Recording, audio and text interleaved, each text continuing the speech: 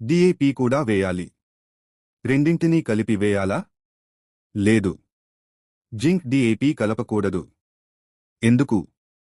కారణాలు ఇవే. 1. రసాయన ప్రతిచర్య, కెమికల్ రియాక్షన్. డిఏపిలో ఉన్న ఫాస్ఫరస్ జింక్తో కలిసి జింక్ ఫాస్ఫేట్గా మారుతుంది.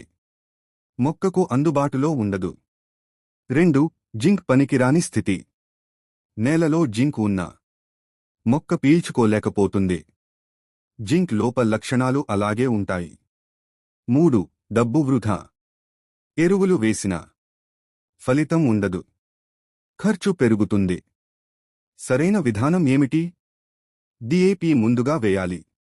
జింక్ సల్ఫేట్ 7 నుండి 10 రోజుల గ్యాప్తో వేయాలి. లేదా ఫోలియర్ స్ప్రేగా జింక్ ఇవ్వాలి.